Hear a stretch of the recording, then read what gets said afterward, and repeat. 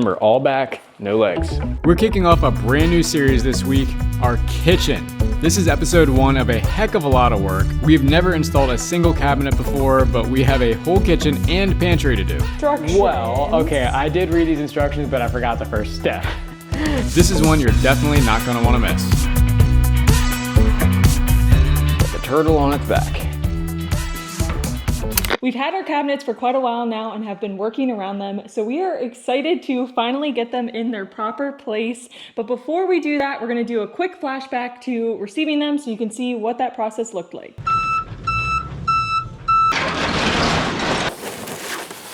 It's pretty light.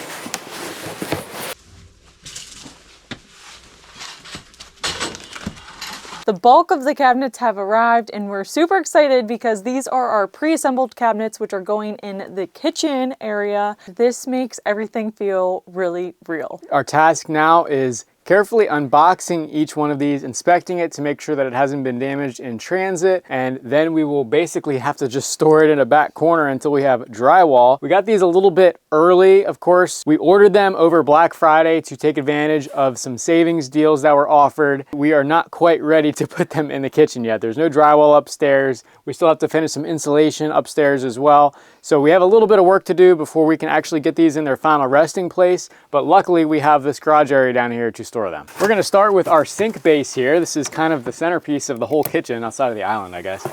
These are obviously Fabuwood cabinets. They are one of the largest cabinet manufacturers in the United States. They're out of New Jersey.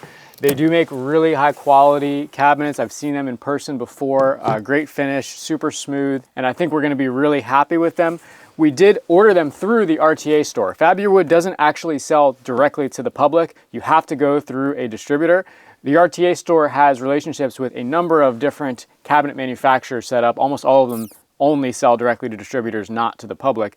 Where the RTA store really helped us out was detailed design services. We did do our own design through Chief Architect to start with, but they sort of ported that into the cabinet manufacturer software and laid everything out, made sure we had all the required spacers and details, things that if you haven't installed cabinets before, like we haven't, it really helps to have a designer who's done it many, many times. So the RTA store provided that service and that was super helpful. That was a free service whether or not we bought the cabinets through them or not. So one thing to mention about our kitchen design is the base cabinets are a different color than the uppers. Initially we thought we were going to go all white in the kitchen, but our design evolved over time and our opinion towards all white cabinets changed over time, and we decided we wanted to spice it up a little bit and add some green in the kitchen.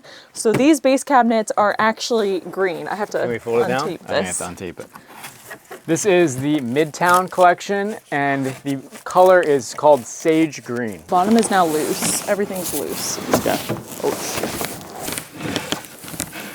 The grand reveal. The grand reveal of our green cabinet. Oh, looks mostly like a sheet of foam right now. Do a nice job at packaging these. Oh wow. Yeah, it's taped over here. I need the scissors. Dun, dun, dun, dun. Wow, that is pretty. And this will get the toe kick, the sage green toe kick all the way across. It's a little bit more of a blue green than a green yellow, but I think it's gonna turn out good in our space because it's gonna be a little bit dark, but it looks really nice. Sweet. Now these are solid. This does not move. We wanted the tilt out originally there under the sink base, but they did not offer that, unfortunately, with this collection. All soft close hinges, soft close doors and drawers. The boxes are really nice in making everything easily repackable, exactly how we got it. It's the one benefit to getting pre-assembled. Obviously, these cabinets are pre-assembled. They're all fully ready to be installed. We have RTA cabinets or flat packed cabinets for the pantry. We want to do a little bit of both just to see how we liked each one of them and get some experience with both. The pre-assembleds are more expensive, and actually with this color choice, we didn't have an option. They only did the sage green in pre-assembled cabinetry. They did not make RTA versions of it. So we are happy with this choice, and it should look really nice when it's installed in the kitchen. It'll be a few months for that though. Open the first cabinet box, and we are now going to test out our under cabinet lighting to see how it fits. Beauty. Oh yeah, that's going to look nice. Perfect fit.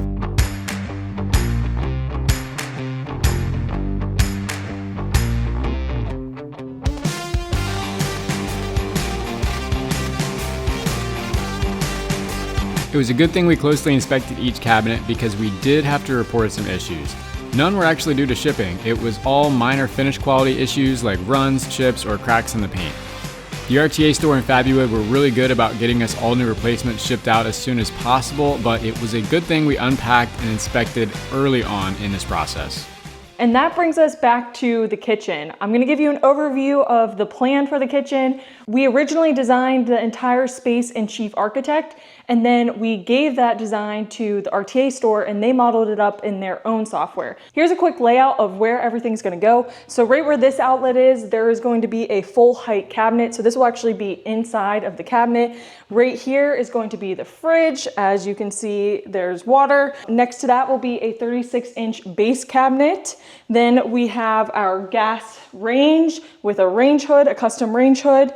I think it's over here a little bit further. And then 36-inch base. And then we'll have a couple floating shelves right around this corner. As we move along, we're gonna have our kitchen sink cabinet. We have a couple of special cabinets there, which you'll see. And then we'll have the dishwasher, another base cabinet with an upper with a glass front. Moving over to this area here, the dormer created like this little tiny nook with our pantry behind this wall, and we wanted to make use of this space, so we are gonna make this a little bar area. So it will be a coffee bar and also have other drinks. So the idea is that we have our coffee here, we have a mini fridge, and then we're gonna have a little bit of an angled cabinet here to kind of close this off. We also plan to have some floating shelves here, so this wire is for some under cabinet lighting. So it's gonna be a continuation of the same cabinets that are in the main portion of the kitchen, and it will tie it all together. This plywood table right here is a good example of where the island is gonna be. Obviously, it's gonna be a little bit bigger than this. We planned it so that we can sit anywhere between 3 to 4 counter stools at the counter. I am very excited about this after living in an RV for a little bit over a year. It's gonna be great to have a lot of space to spread out and cook. And so we do have some special things going on with this as well. Our microwave oven is gonna be in the island. We also have paneling planned to make it a little bit more decorative. So there's some tiny details that go along with this island. We also have cabinetry in the pantry. We're gonna touch upon that in a separate video. Let's get these things installed. There's a key element of this install that's gonna make our lives a lot easier, and that is the leveling system we're gonna be using. Not basic shims. This is called EZ Level, very aptly named. And I was sort of aware of this system. I don't even remember how I heard of it. I was perusing cabinet videos on YouTube, came across our friends Stud Pack, Paul and Jordan. They had some base cabinets to install in one of their remodels and used the system. I really liked how it worked and did some more digging into it. We met with Brooks Courtney. He's the founder of EZ Level. He was a cabinet installer himself who kind of figured this whole system out and now sells these products. It's gonna make our lives so much easier. What's interesting is we had the countertop fabricator come here and we gave him an overview of where everything was gonna go.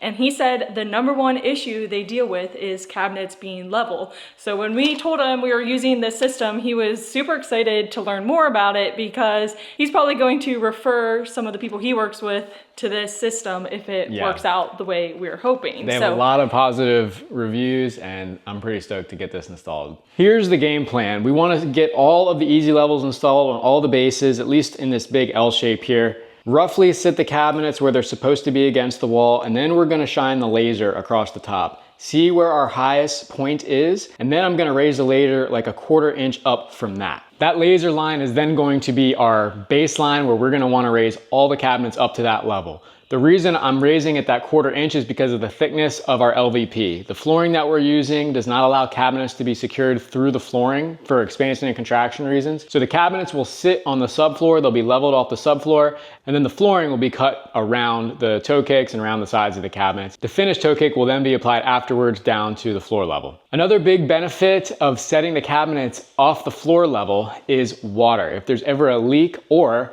God forbid the sprinkler above my head ever goes off in this kitchen and floods the floor, the cabinets are not going to be sitting in that water and wicking the moisture up, potentially ruining the bottoms of the cabinets. We are using all plywood construction cabinets, but it's still a possibility that they're going to become water damaged if they're sitting in a puddle of water. So that was kind of a secondary benefit of why I wanted to use the leveling system, to get them up off the subfloor and mitigate any potential future water issues. We're gonna get started with the big mama, the corner. The cabinets aren't really that heavy, it's just really awkward. We carried all of these upstairs because they were down in the garage and then the drywallers were coming, so we had to move everything up here. And Alex called it construction gym because it was a workout. Ew, I went to the gym already. This is the second workout. Remember, all back, no legs. Just like a turtle on its back. So here's how these things work. They're very simple. It's just a screw turning a cam mechanism. Screw that in and it just pushes that little foot down. Really nothing special about it. Gravity helps it retract if you need to lower it down. The magic is the extension rod so that you can make a front and a back set. The extension rod slides through this guy, and now when mounted on the bottom edge of the cabinet, you can access the front and rear leveler both from the toe kick with an Allen key. The corner cabinet gets something a little different because it's more or less a triangle. This is called their EZ Susan.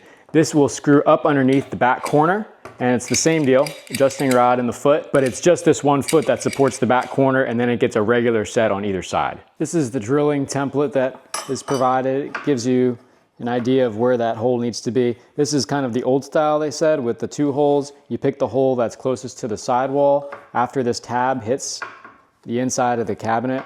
They also sent along this 3D printed version, which only has 1 hole, so there's no guesswork, just slightly different dimensions. And I double checked, they do in fact create the same hole location, so this works too, lighter and easier, no guesswork. A little pencil mark through there. This is at the right height too, so once the EZ levels are mounted, those 2 rods will come right through the 3/4 inch hole. Step-It does a really nice job at making a good clean hole.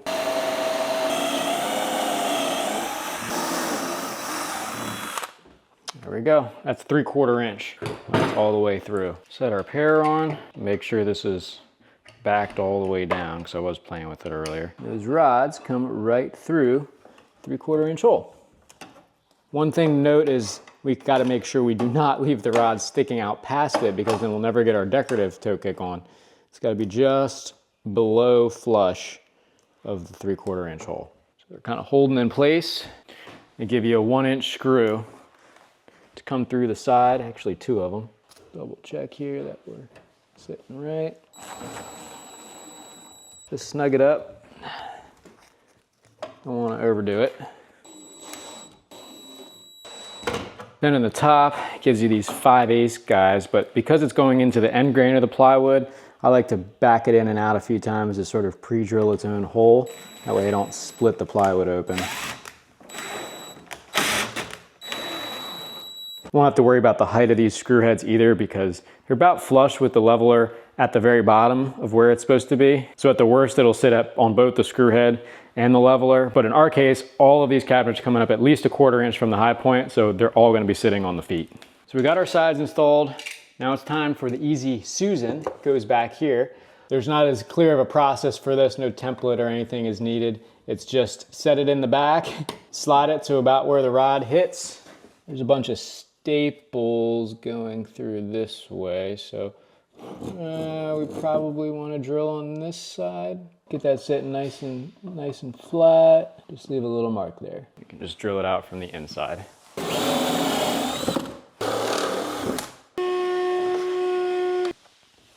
Same deal, just make sure our rod isn't sticking out past the toe kick. Still got to have access to it.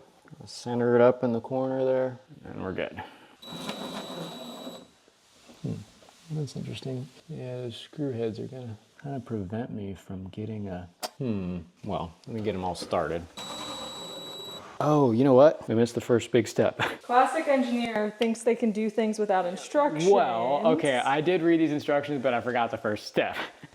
We only realized it when this screw was interfering with this screw, and I was like, what the heck, that doesn't seem, I can't get that screw in. And then I realized, oh wait, this thing is way too low, like compared to the actual cabinet side, it's like 2 inches lower. Step 1, adjust EZ Susan to same height as sidewalls of cabinet. Noted, we have to adjust the height of the thing with those screws that are in the way. Whoopsie. Before boring the hole into the toe kick. So we're gonna have 2 holes in our toe kick. which should be okay. I'm not too worried about it. It's gonna be hidden anyway. Well, I mean, toe kick's just gonna be floating in place here for just for the decorative toe kick to attach to. The cabinet's gonna be sitting on the leveler, so the toe kick actually isn't providing any real support of the cabinet anyway, just sort of, it's there. No big deal, but always read the instructions. So this is what you're supposed to do. Take this plate off. And do something like that. You know, so this guy's at the same height as the other levelers. For it to be even with the other ones, it's gotta be like there.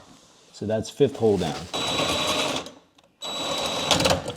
Yeah, because every cabinet brand is gonna have this bottom shelf set at a different level, which is why you gotta have adjustable feet. All right, yep, now we are at the same height as the other guys.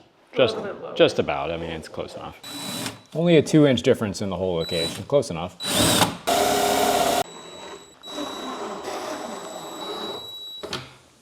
Ready to flip her over. The camera, for some reason, is showing these cabinets as being a very vibrant green, but I can promise you they do not look this vibrant. We are not making our house crazy colors, but it's just the camera. Memory lane up in the headlights, got me reminiscing on good times. Once you get the rhythm of this, probably takes less than 5 minutes per cabinet to put these on for all the different steps. So we're just gonna rinse and repeat on all the rest of the bases, get them set roughly in place, and we'll be ready to fire up the laser.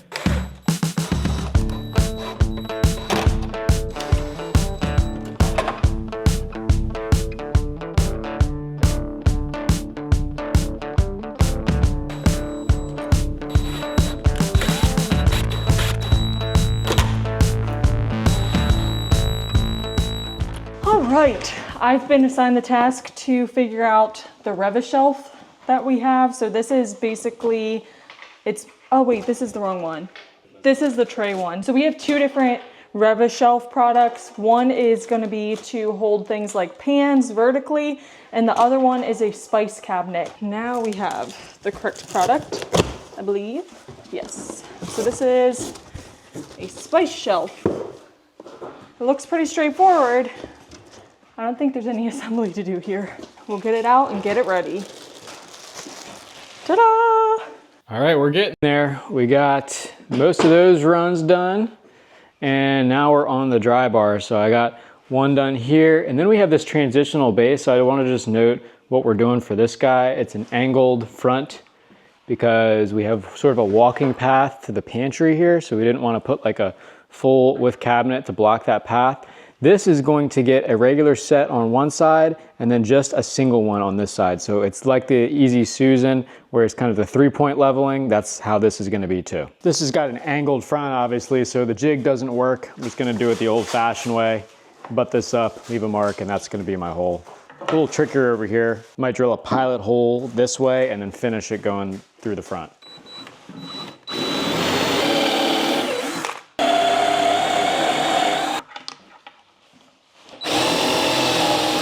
Here's the only tricky part, getting the screws in this guy. Definitely I'm not gonna be able to get to that front one. I might be able to hit this with my adapter. Not really.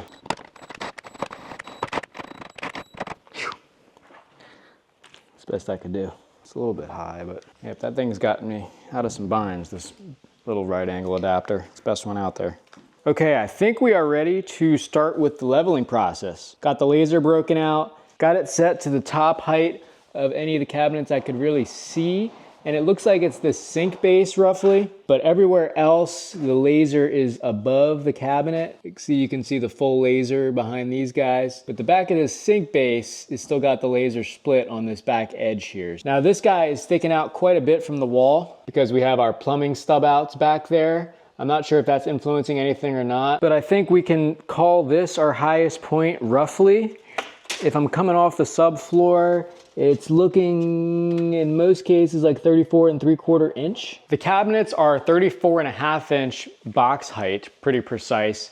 And then the EZ Levelers themselves with those screw heads that stick out probably add another 1/8 inch. So that would give you 34 and 5/8. And then another 1/8 of an inch is just appearing in general. So that's where the 34 3/4 comes from. It'd be 34 5/8. But the laser is gonna make everything easy to get nice and up to this plane. I'll probably crank it up another 1/8 inch. I don't wanna get too crazy high with it because then that's gonna start influencing where we roughed out our under cabinet wires in order to keep our 18-inch spacing for our backsplash. I had envisioned the cabinets would be 34 3/4 off the subfloor for those wire stub outs. These guys are set to around 54 inches, give or take, but I was hoping to hide them a little bit in that bottom flange of the cabinet, sort of do like a little half circle cutout for the wire to sit in. I think we'll be able to accommodate it though. Like when I see where this laser lands on these guys, which are some of the lower ones, it's probably 3/8 of an inch off the back edge of these guys right now that they're gonna have to come. So if I crank this laser up another 1/4 inch, it's not too crazy. It'll probably be about a 1/2 inch. We'll have to bring the backs up. The fronts are less than that. With the sink being the high point, I definitely want to get that off the floor a little bit because obviously if there's going to be any water leak, it's probably going to be under that sink. We're going to be doing an auxiliary little water heater for instant hot water there because it's a pretty far run to our utility room and we're using a tankless heater, so that takes a little bit to spool up. So for just like that instant hand washing water, we're going to have a 2-gallon mini water heater. We ran a dedicated circuit for that down there. And in doing my research on these things, they all pretty much suck, even the expensive, nice name brand ones. And one of the common concerns is they eventually leak in a couple of years and they need to get replaced. They're not that expensive, they're like a couple $100. But I wanna put one of those in and I'm gonna put a tray under it, a drip tray obviously, for when it does leak, not even if, but when it does. But in general, all the water coming into this kitchen is coming in that cabinet and behind the fridge, but I'm not really worried as much about that. So I'm gonna take the laser up another 1/4 inch and that will be our baseline for this run of cabinets. All right, we're all set with the laser. Got it right about a 1/4 inch above the top edge of that cabinet. And I'm starting with the back corner leveler of our corner cabinet. Should be able to bring this up so it more or less splits the laser. Okay, now the laser's at least touching on that back side. I'll do this back corner.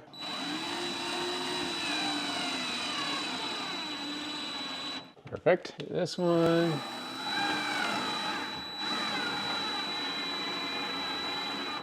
Now the fronts. All right, I think I got it as good as I can get it. I've noticed that this has a little bit of a hump in this piece right here, which I think will settle down once the quartz sets on that. If you notice, the laser is nice and tight to the corner on both sides here, but as you get towards the center, it dips down because this green piece is actually riding up a little bit. But I noticed that I can press it down with a little bit of weight and then I start to see the laser splitting that back line too. You can see how when I press that down just a little bit, you can start seeing that back line showing up. And I push the corner up against the wall, so it is pretty much settled now, I think, where it's gotta be. Next, I'm gonna do this drawer base, get that nice and tight. Usually when there's a run of cabinets, they're recommending you to screw them together first, but I think the exception for that is with corners just because it's so big and bulky. We'll do this one next to it separately and screw these face frames together so that they're nice and tight.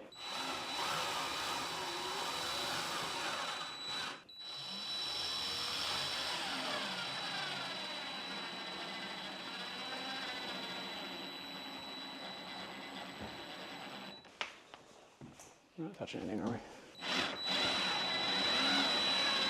It really's got to come up. Oh, you gotta watch it slipping on the other side. I think we're really climbing a mountain with this one.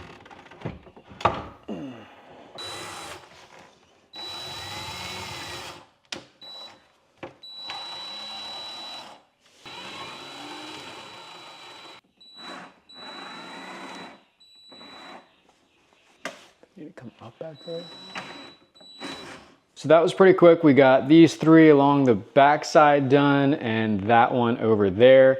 The sink base though is gonna be a little bit trickier. We learned that we need to build a little base box for this Rev-A-Shelf spice rack pullout. I'll just need to shim that up manually to be even with this guy over here. Then I'm gonna fasten everything together so that is set in place. Then I can worry about the sink base. It's gonna be a little bit of a project to get these cutouts all done. There are 5 utilities there, a drain, hot, cold water, and 2 electrical circuits, and that back wall outlet for our under cabinet lighting junction box. So translating that all in this cabinet is gonna be a little bit tricky. That's why I wanna get this all set in stone so we do not mess up the cuts for that. We have a good datum to measure off of to make those cutouts on this guy. Then the dishwasher will just follow on the other side of it, and this cabinet on the other side of that. We'll have about a 2-inch filler against the wall here. So we knew that by design. We have that filler, we just need to trim it down.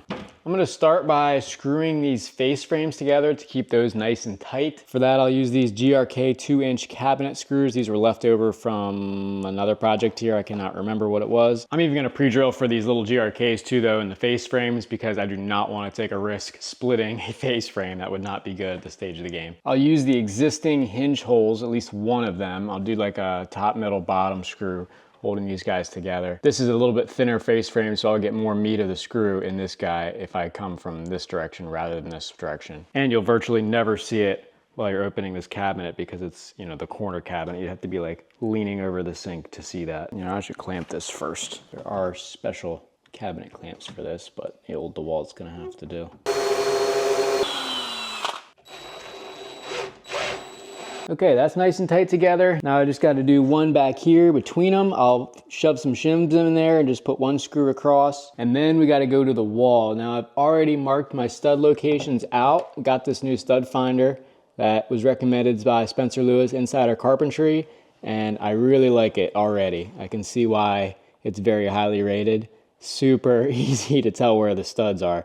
So I went ahead and marked that on all these cabinets. In our blocking video, you can see where I put blocking in the walls for mostly the upper wall cabinets and a few of the bases. But for the most part, these bases are wide enough that they're catching at least 2 studs anyway. So I didn't spend the time or the material or energy putting blocking in for the tops of these bases. I just figured I'd buy the nice stud finder and use it to my advantage finding the actual studs. But for the wall cabinets, some of them are narrow and they're only going to catch 1 stud. So I wanted to make sure that I had blocking in for those. I'm gonna use some of these leftover composite horseshoe shims from the window install. They work pretty nicely. They're 1/16 of an inch thick each, and that snugs up pretty good. Just leave the tab up and we'll zip those off when I'm done. And the 2-inch screw is gonna stick out, but I don't think it really matters here. So I'm gonna go ahead and drill it. Do something similar behind each stud location. It's important to shim this guy out against the wall because if I screw this in tight, it's gonna pull my cabinet way out. I'm gonna go ahead and fill that and we'll trim this off with the multi-tool before countertops.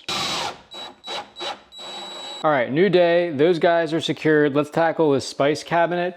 This is my little concoction that I whipped up on the table saw last night. Saw this idea on another YouTube video, someone installing one of these Revit-Shelf spice pullouts. Was gonna build a box, but the I-beam uses a little less material, and all this is doing is holding this thing up until we get it screwed into the adjacent cabinets because it's mounted into either cabinet side to stabilize it all. So I have this thing shimmed to about the height it needs to be. And then I added some pocket screws. Once I confirm where it's gotta be, I'll screw this guy down and it will be the base for the Revit-Shelf unit. I moved it in place here, and this is how I kind of figured out after looking at it for a while how it's gotta have to sit. These cabinets have this 1/4 inch overhang of the face frame relative to the actual side of the cabinet, and a filler, this base filler in fact, goes on the front of this guy. I'm gonna cut the integrated toe kick off of this thing, like right here where the seam is. I don't really need the toe kick because I'm gonna be running the decorative toe kick across the whole thing anyway. And if I shim this guy out with the 1/4 inch, so 4 of my 1/16 inch shims,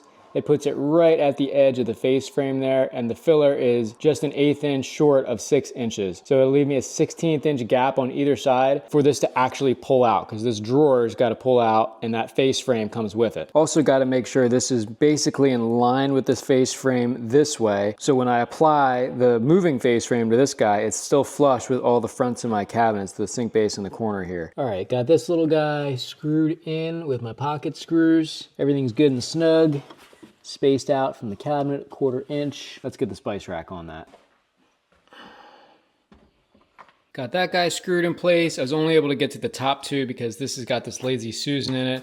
Made it really hard to drill in from the bottom of the cabinet. It says you really should get it from both the top and the bottom. The sink base, it's gonna be no problem getting 4 screws in it because I have plenty of access in there. I need to somehow kind of fasten it to this cabinet so my filler stays nice and straight in the long run, and I never lose that 1/16 of an inch gap that I need for clearance to pull it out. But anyway, now that that is firmly fastened, I can start on this sink base and getting all these cutouts done. This is gonna be probably the most painful cabinet of the whole install because of these 5 different things I need to cut out.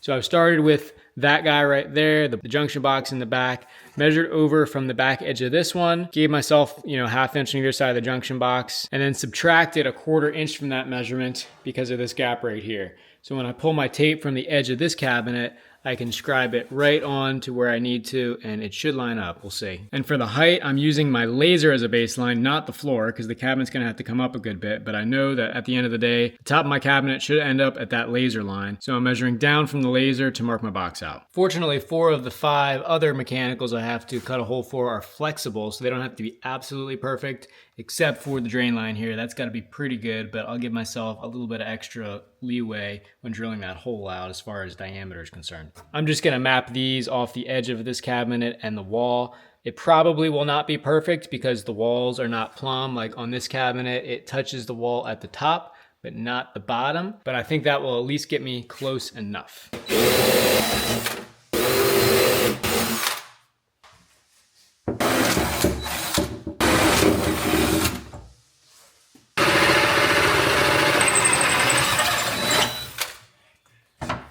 I started cutting the outlet hole from the back side and realized it kind of tears out the front. So drilled 4 pilot holes in the corners, and I'm gonna plunge in from this side so that all the tear out is on the back. Then I think when I'm done with this, I'm gonna take my router and do a little round over just to make that look nicer.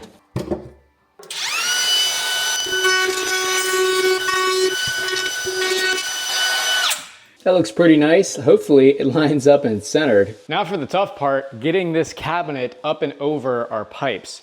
Typically plumbing is stubbed out from the walls, so you can just slide the cabinet right over the plumbing, but this is technically an exterior wall, even though there is a small attic space on the back side of it that's virtually inaccessible because it's so small. But our thermal envelope ends with this wall. I did not want to put any plumbing at all in that wall. That way the wall is nothing but insulation and there's no risk of a pipe freezing, because definitely don't want that. Even the drain pipe, I didn't want to put it in the wall, so I stubbed everything up from the floor. I've staged a little box on either side of this that I think we can temporarily prop the cabinets on while we feed up all the flexible stuff through. The only rigid item is the drain pipe coming through, so we'll slip it over that, sit it on the boxes, and get the flexible stuff up through. This is definitely a 2-person job. I'm gonna go grab Elena.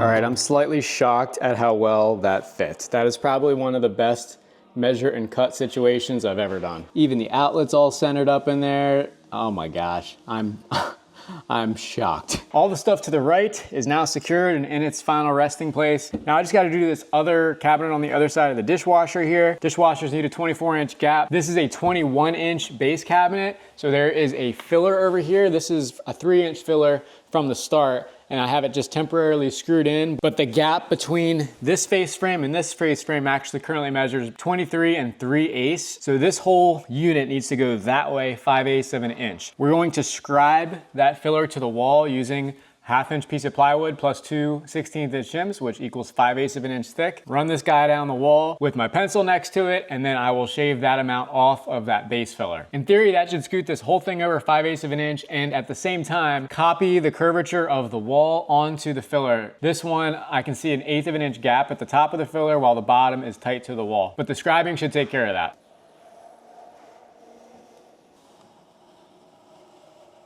Actually, I had the idea of putting a piece of painter's tape on here to try to save some chip out on this front painted face. The tape will sort of contain any paint that might want to chip out from the saw blade. So I'm going to re-scribe this on top of the tape.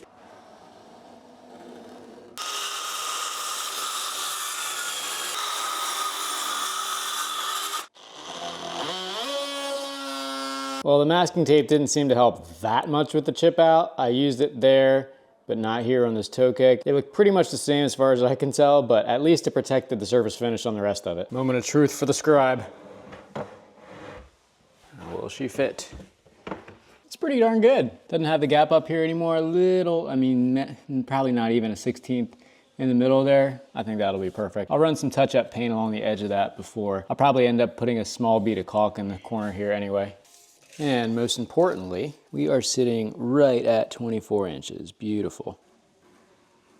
Oh, that covers that beautifully. Can never tell after that. Thank goodness for the touch-up pen. Followed the same process for these two guys. They were pretty easy. This one I had to trim the filler down to about 1 inch is what they recommended. It's really just so this door can swing open at least 90 degrees. This is gonna be Elena's favorite part of the kitchen. She's gonna have her fancy coffee maker sitting here. We'll have the cool little mini fridge down here and then a nice little countertop. Some floating shelves up here with some under cabinet lighting. That's what that wire's for. It's gonna look really cool. Now it's time to tackle the big kahuna, this tall pantry cabinet. It's 90 inches tall by 15 by 24, I believe. And the big kahuna is gonna be a story for the next episode because little did we know that would be the biggest mistake we made in all of the kitchen cabinets. Holy shit, Alex. Oh boy.